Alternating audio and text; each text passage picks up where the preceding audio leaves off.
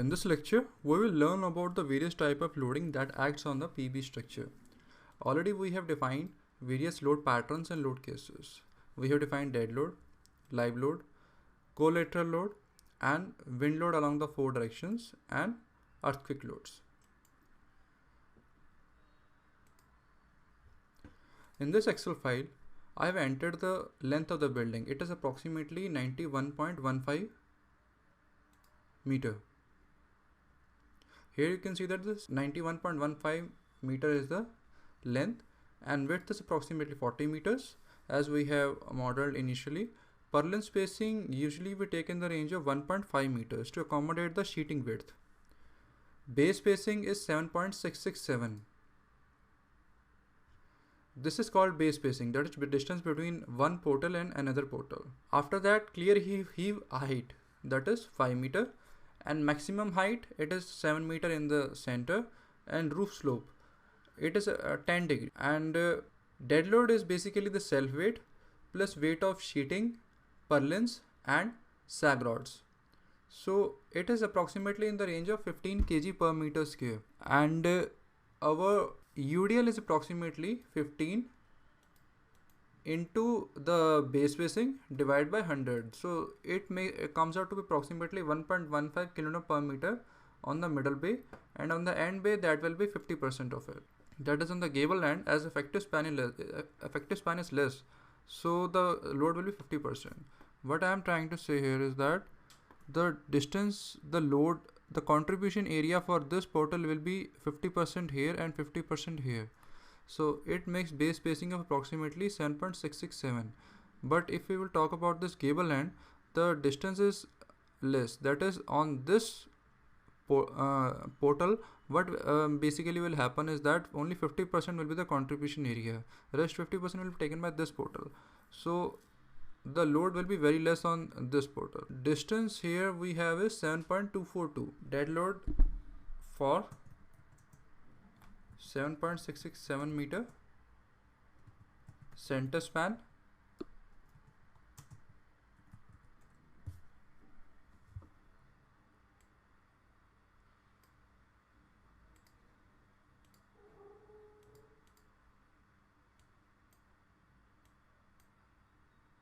and dead load for 7.242. That is gable end span.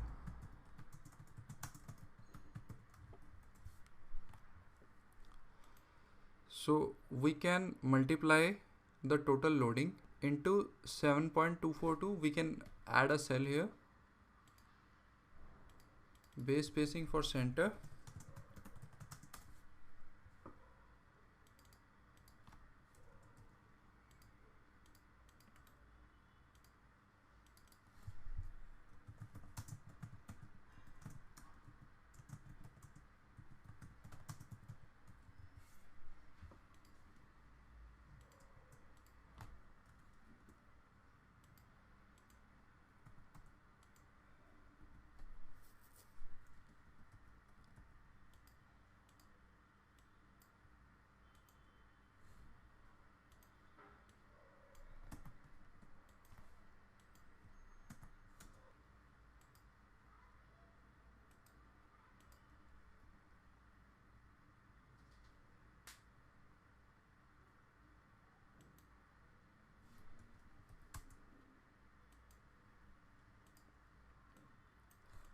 So it comes out to be approximately 0.54 kN per meter.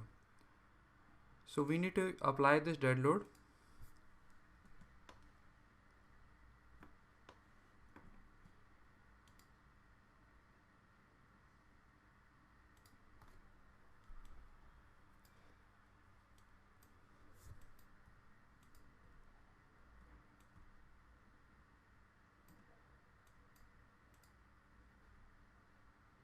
Now all the portals are selected. Click on close, go to view and show selected objects only. So now we have all the main beams, and on these beams we need to apply loading of 1.15 kN per meter. So we go to assign frame loads and distributed. We select dead and we enter 1.15 for gravity and left click on apply. Similarly, we select these two frames and we enter 0.54.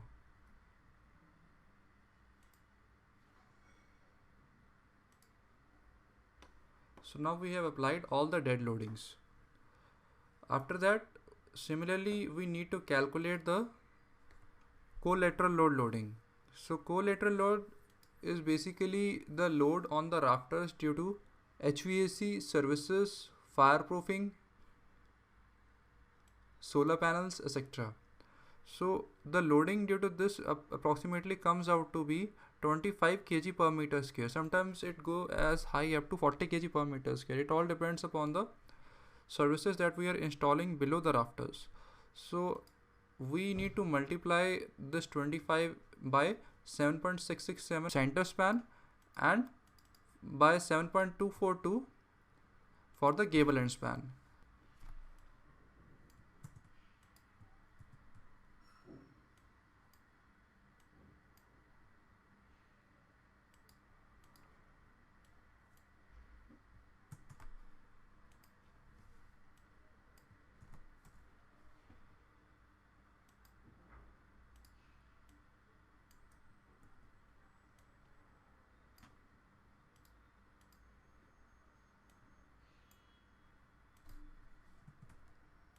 So here we can calculate it by multiplying 25 by 7.667. Similarly, we can also calculate it for the gable end span.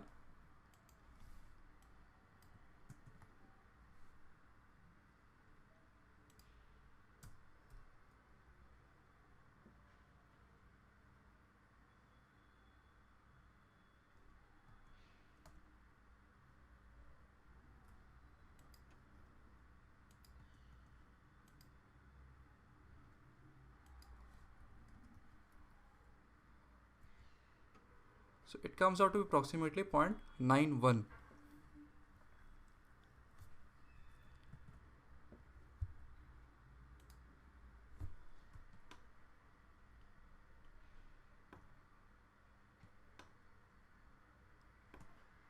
So we select collateral loading here. This value is approximately 1.92.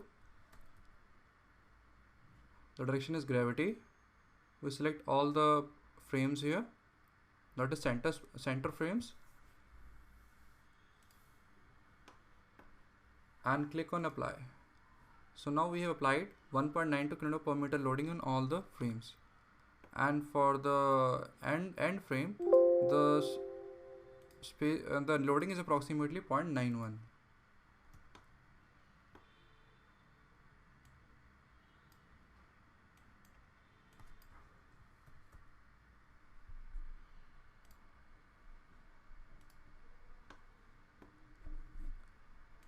Similarly, we can calculate the loading of the live load.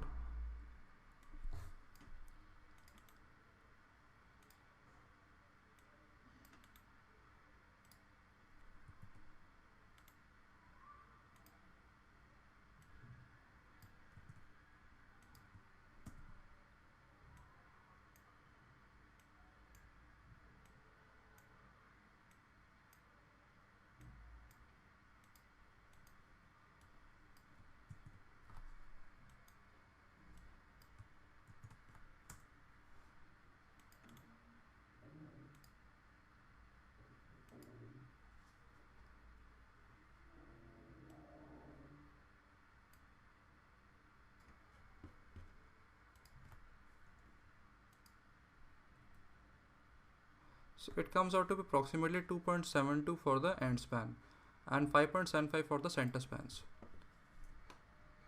So we repeat the same procedure for the live loads.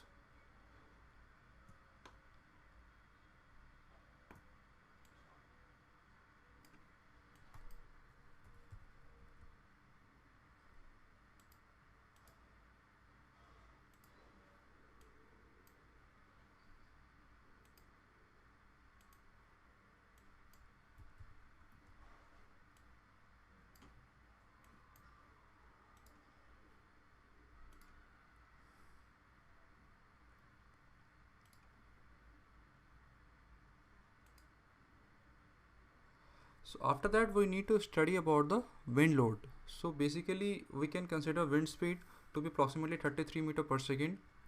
Design wind speed Vz is basically Vb into probability factor K1 into terrain height and structure size factor K2 into topography factor K3 and into cyclonic factor K4.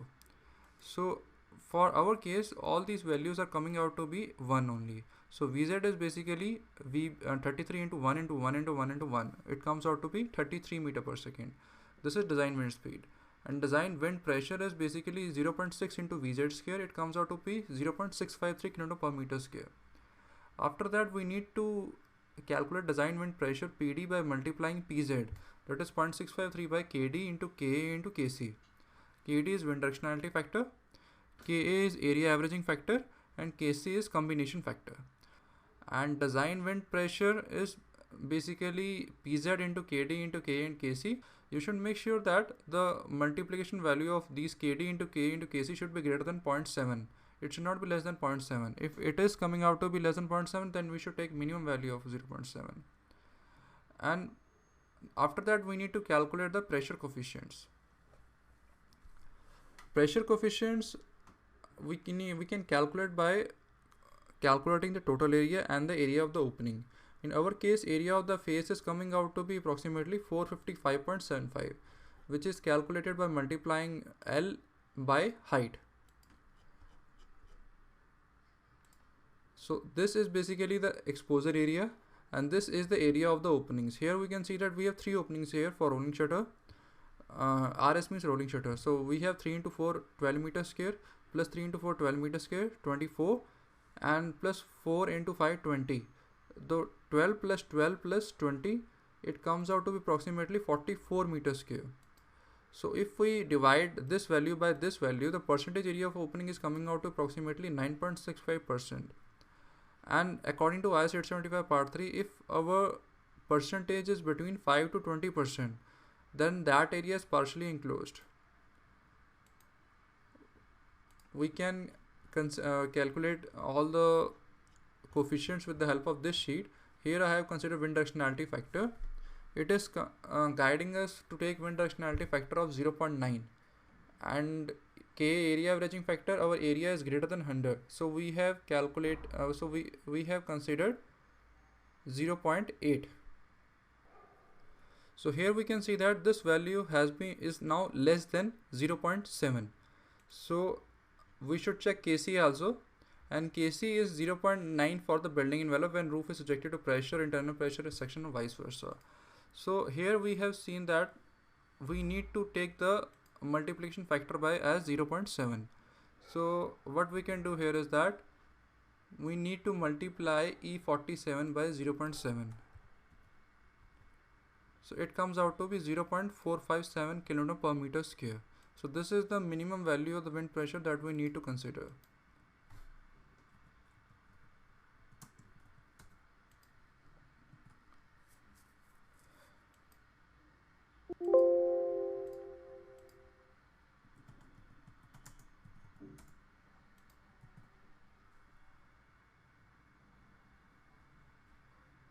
If our value is greater than 0.7, then what we need to do here is that we need to multiply it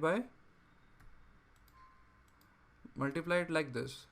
So for your reference, I am keeping this cell like this. So in the case where the value is like greater than 0.7, then we need to multiply it like this, and when it is less than 0.7, then we need to do it like this. So if you are using this Excel sheet, you should be careful about the value in this cell.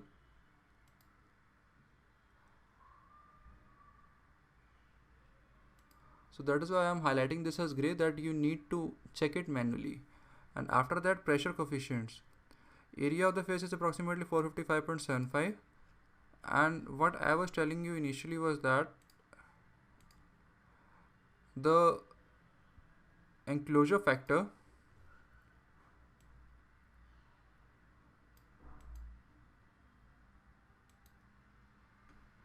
there is a separate clause for internal pressure coefficients, and this clause says that for buildings with medium and large openings, if the medium opening is between 5 to 20%, then we shall calculate internal pressure with plus 0.5 and minus 0.5. And when the building openings are larger than 20%, then we need to take internal pressure coefficient of plus 0.7 and minus 0.7. If the building is fully enclosed, then we need to take plus 0.2 and minus 0.2. So in our case, we take plus 0.5 and minus 0.5. After that, the code guides us to calculate the wind load for these type of structures. That is, it has separate table for walls of rectangular clad buildings and for pitched roof of rectangular clad buildings. So this is our case. So in this case, what we need to check here is that we need to check the value of H by W. H by W is nothing but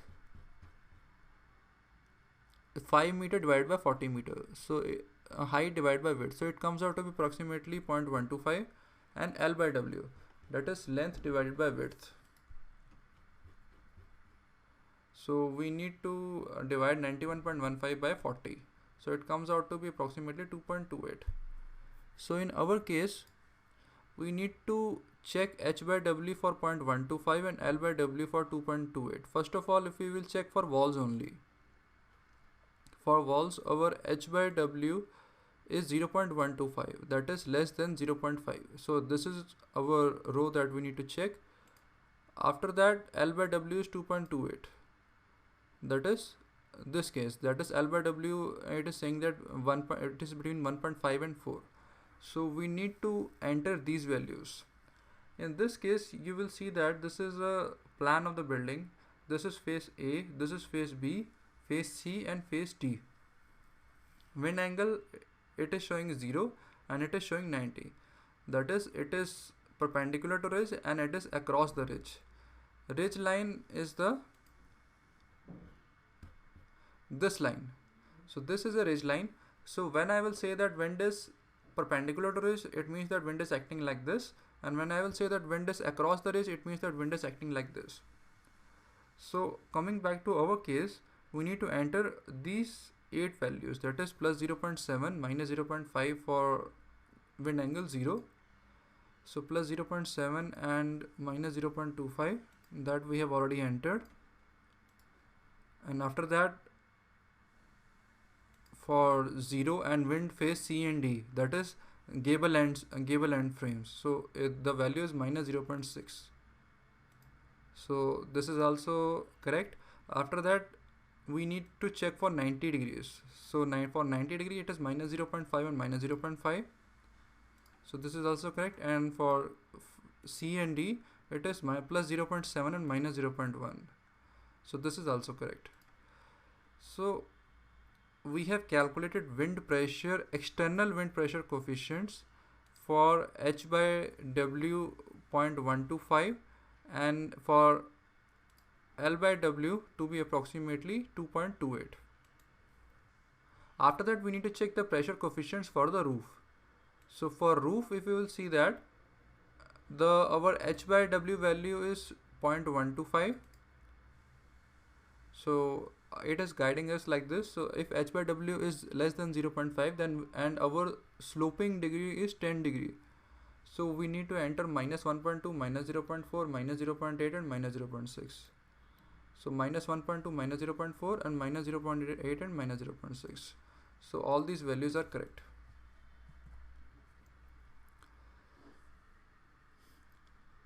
Now basically, if we want to calculate wind load on these members, that is on these portals and on the vertical columns, then what we need to do is that we need to calculate the wind force or wind load in the form of uniformly distributed load.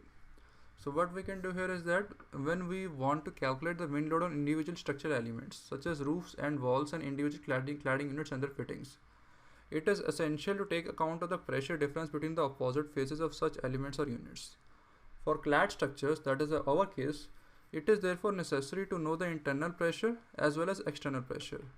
Internal pressure we have calculated it to be 0.5 plus minus, and for external pressure coefficients for walls and roofs we have already calculated here. And we need to subtract external pressure coefficient minus internal pressure coefficient. this will comes out to be a value into area, that is surface area of the structural element or cladding unit, into PD, that is design wind pressure that we have calculated here. So with these graphs you can easily check what exactly is our behavior here. Here if the value is negative, that it means that it is away from the structure, and if it is plus like here, then it means that it is towards the structure, like this. So it will act against gravity and it will act towards gravity, and this is a simple value, that is plus 4.21 along this and plus 0.25 along this.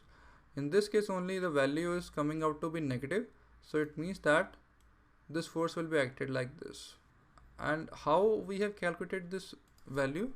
This is basically 1.2 is nothing but CPE minus CPI, that is this component is 1.2 and this component is basically the base spacing into design wind pressure, that is this 1.2 CPE minus CPI into wind pressure into base spacing. So it will gives us in the value in the form of uniformly distributed load.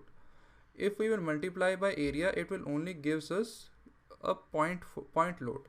So to avoid that ambiguity, we can, as a structural engineer, the practice is only that we need to apply uniformly distributed load on this column or on this rafter. So if we will check all the signs here, and similarly we can align the arrows. So this is away from the structure, this is towards, this is along this positive direction, positive, away from the structure, away, and in the negative direction. So this is also away from the structure, away, away and away, and this is 0. Sometimes it too happens that CP becomes equal to CPI. So if CP minus CPI, it comes out to be 0 and the total load is also 0. This is also negative, this is also 0. And similarly we need to calculate the wind force for the gable ends also. If you will see the diagram here, it is also giving us the coefficients for A and B as well as for C and D. So these are the coefficients for C and D. If you will see the graph here, you will notice that CP for surface, the code is guiding us to apply the wind load on face A and B as well as on face C and D, that is the gable end face. So we can calculate it by similar procedure, that is CP minus CPI into A into PD. So all these values are negative, again negative, again negative, and this value is positive. So it means that it will be suction force.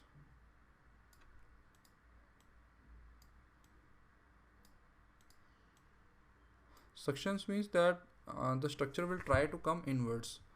So this is basically wind parallel to ridge and with plus CPI and wind with minus CPI. So here also you will see that basically I am repeating again, we have basically 1, 2, 3, 4, 5, 6, 7, 8 different types of diagrams here. Number 1 diagram is wind across the ridge with minus CPI. Number 2 is wind across the ridge with plus CPI. So what we have done here is that basically our problem is that CPI value is not single, it is plus also and it is minus also. So we need to check for suction also, and we need to check for the internal pressure also. So what we can do here is that we can consider two cases, one with the plus CPI and one with the minus CPI. So if it is written here that it is minus CPI, you will notice that there is a plus here, cause minus and minus becomes plus. And here if you will notice here with the plus CPI, you will notice here there is a minus, cause plus into minus is minus. So this is basically somewhat a tedious math that you need to do before calculating wind load on a PB structure.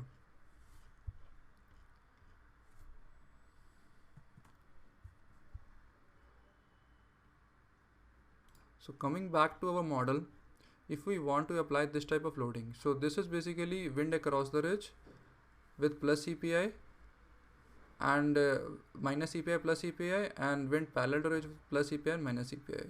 So we name this wind load cases we name it as WL1.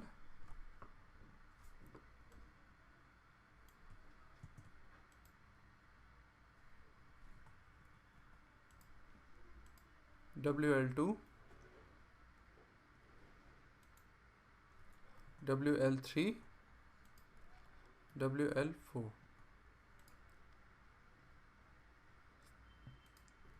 This is again WL1, WL2, WL3 and WL4. So first of all, we will model the WL1 force on all the frames. So for WL1, this loading is defined for the center spans. We will multiply it by 0.5 to calculate the wind load for the gable end frames.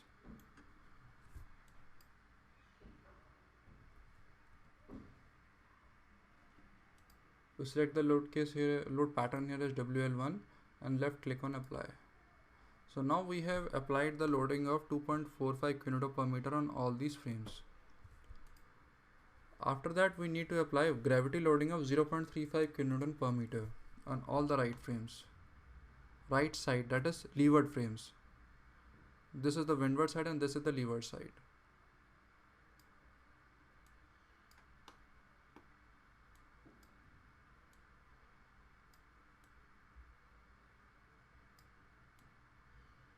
This loading is applied incorrectly, that we can correct, and this value needs to be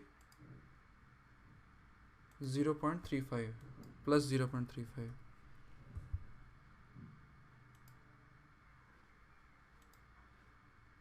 And as we can select replace existing loads, so existing load will be replaced with the corrected loads. So similarly, we need to apply loadings for the gable ends also. So we need to multiply it by 0.5, that is 0.35 into 0.5, it comes out to approximately 0.175. The direction is gravity. We need to select these frames, left click on apply, and 2.45 divided by 2, that is 1.225.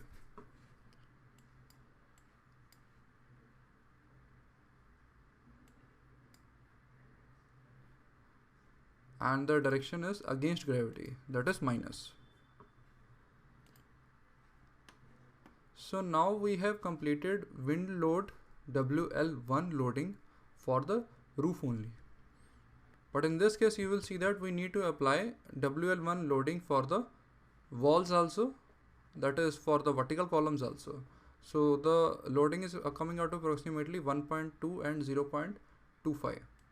So what we can do is that we can select all the frames here, go to view, show all objects, 3D, and go to select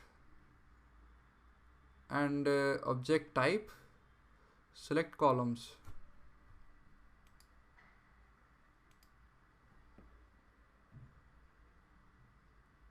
Left click on select and then close. Make sure that during this whole procedure you have pressed Ctrl key on your keyboard. Go to view and show selected objects only. And in this case, we need to apply 4.21 kN per meter loading. So we need to select all the columns here.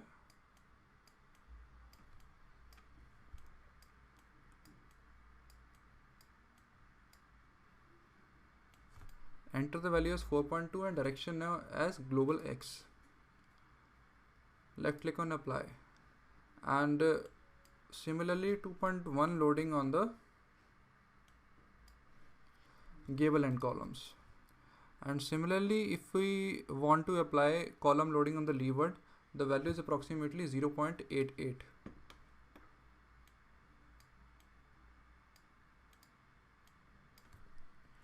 Press shift button on your keyboard to rotate the view.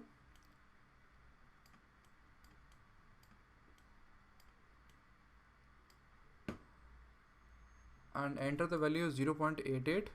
Notice that the direction is outside. So this is the positive direction, and we just need to left click on apply. So we can see the direction here, it is correct, and 0.44 for the gable end columns.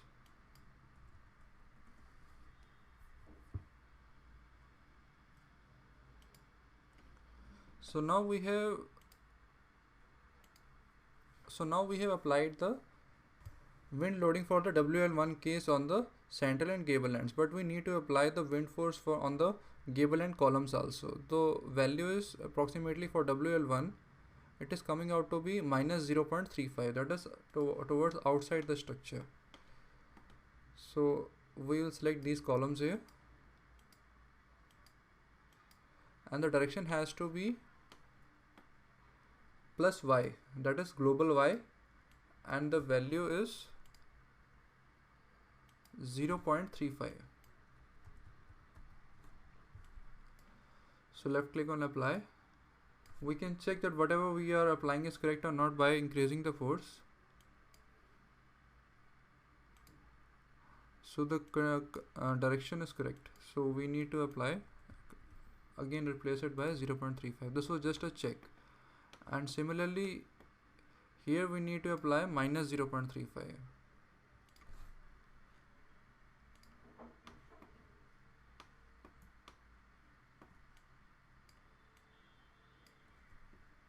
Left click on apply, and now we have applied WL1 loading on all the members. So we can go to display, load assigns, frame, load pattern WL1, left click on apply, and then OK. So here you can see that we have applied loading on all the members for WL1 case.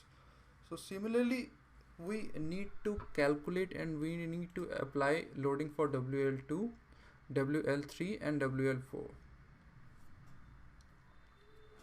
For WL2 the loading is minus 5.961 and minus 3.16. So now we need to apply WL2 loading case. In WL2 you will notice that on the top rafter the loading is coming out to be 5.961 on the windward face, and on the leeward face it is approximately coming out to be 3.16 kN per meter. So we need to go to display undeformed shape. We need to select all these rafters here. So to do that, press shift button on your keyboard.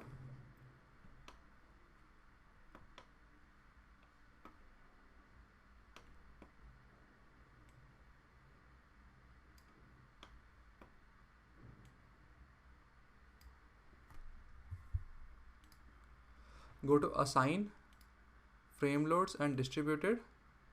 Select the load pattern name as WL2. Enter the load value as 5.961 and direction of load application is gravity. So that is, it will act against gravity. So left click on apply. So here you will notice that we have applied 5.961 loading on the windward face. Similarly 3.16.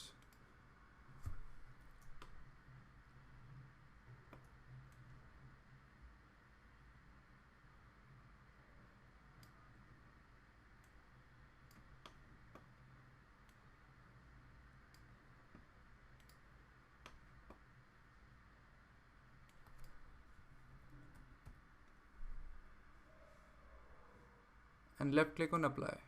So now we have applied loading on the leeward face also. Similarly we need to apply 0.7 kN per meter and 2.63, all of them acting towards the structure. So this will be along this direction and this will be along this direction.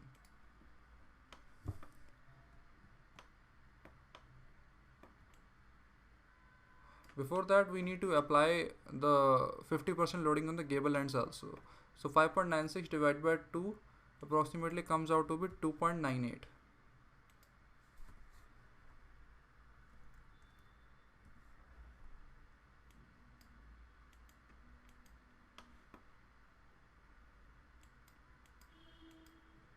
Left click on apply, and similarly the 3.16 divided by 2 comes out to be minus 1.58.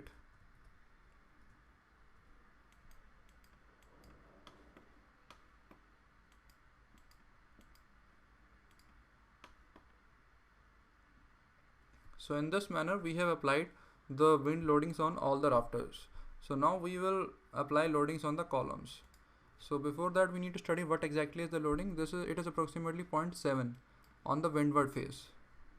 So we select all the columns on the windward face.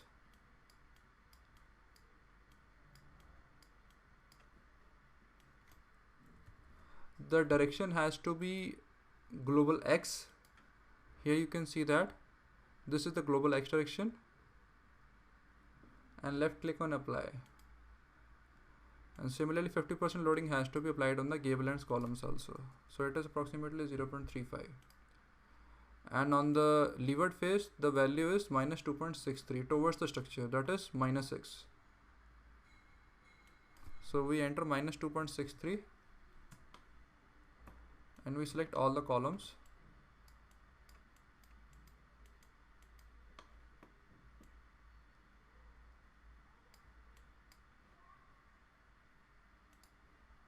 And similarly we enter the 50% loading is minus 1.31 on these two columns.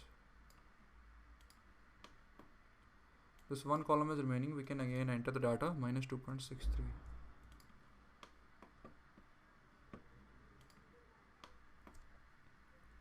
And after that we need to apply the wind load on the gable end, that is we need to apply minus 3.86 away from the structure.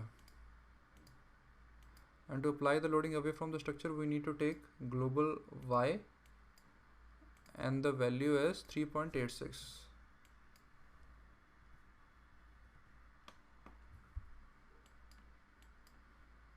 Left click on apply, and similarly here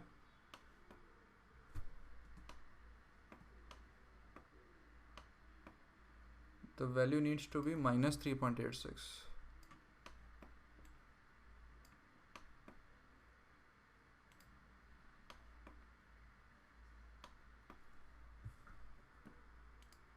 So now we have applied wind loading for the WL2 case also. We can check it by going to display, load assigns frame, here enter WL2. So here you can see that all the loading that has been applied for the wind WL2 case. After that WL3, that is wind parallel to the ridge with positive CPI, that is if the wind will come from this direction. Right now WL1 means wind is coming from this direction, WL2 means wind is coming from this direction, WL3 means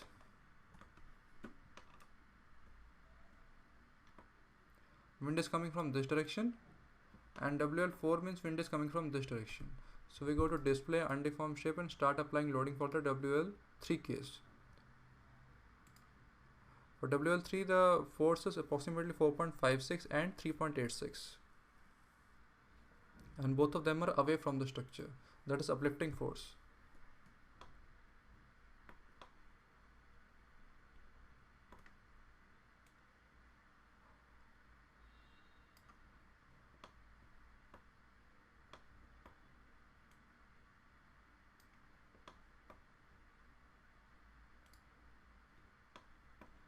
We select WL3 load case and enter the value as 4.56.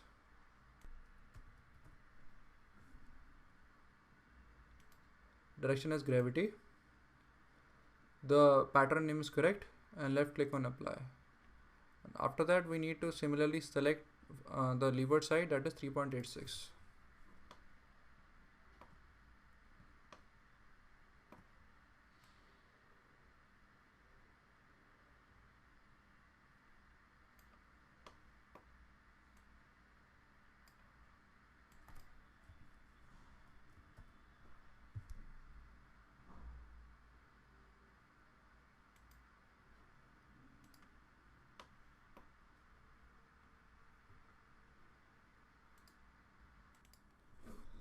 So right now we applied two loadings, that is wind across the ridge with minus CPI, that is WL1, and wind across the ridge with plus CPI.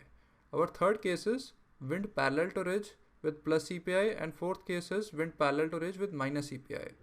So coming back to our model, we have applied WL3 wind load case, and we have applied this 4.56 kN per meter uplifting force and 3.86 kN per meter uplifting force.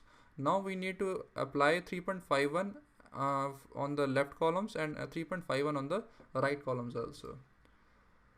Before that, we need to apply the gable end loadings also. So 4.56 divided by 2 comes out to be 2.28 in the negative direction against gravity.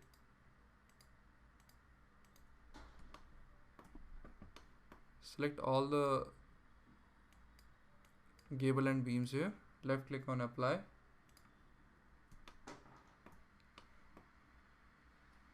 And select 1.93 here.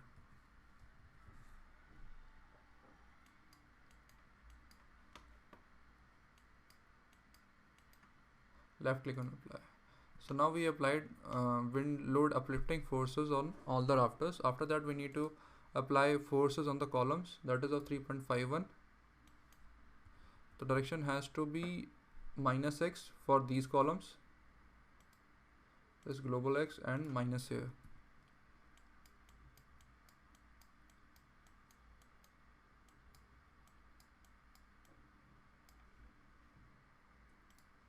Left click on apply and -1.75 for gable end columns.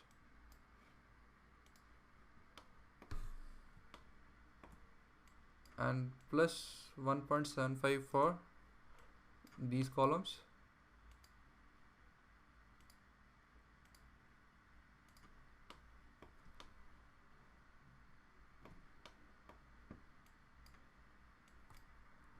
And 3.51 for these columns.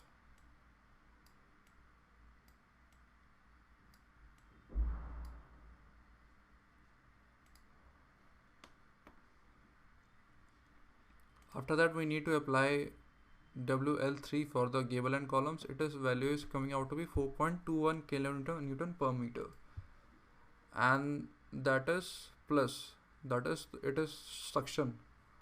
So we need to apply 4.21 value here.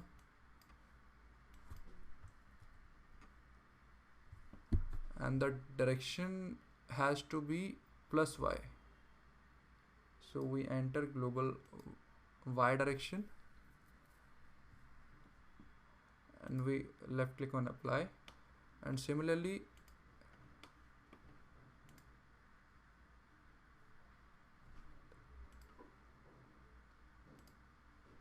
here we need to enter minus.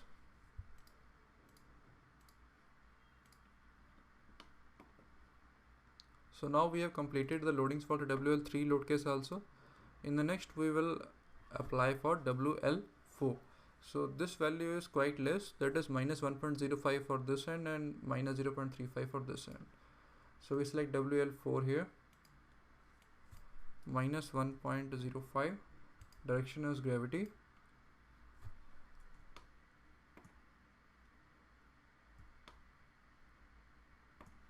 Display undeformed shape.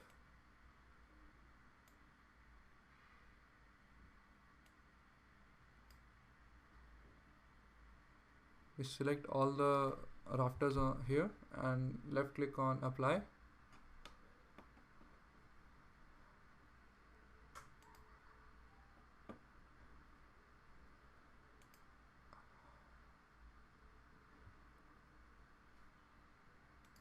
And 50% for the gable ends, that is -0.525.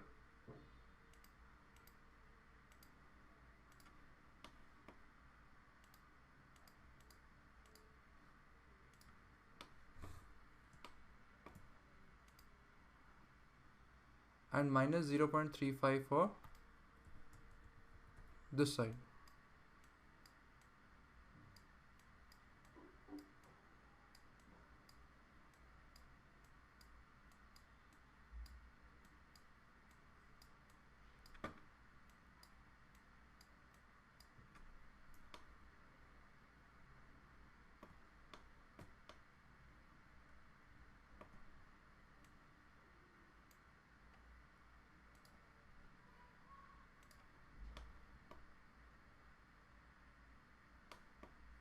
-0.175 for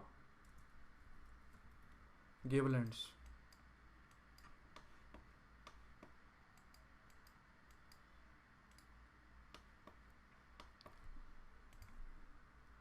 After that, the loadings on the column is 0, and on the gable end it is coming out to approximately minus 2.1 and away from the structure. So we need to apply plus 2.1 here.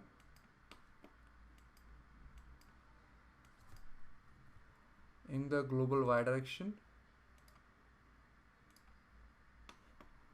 and minus 2.4 here.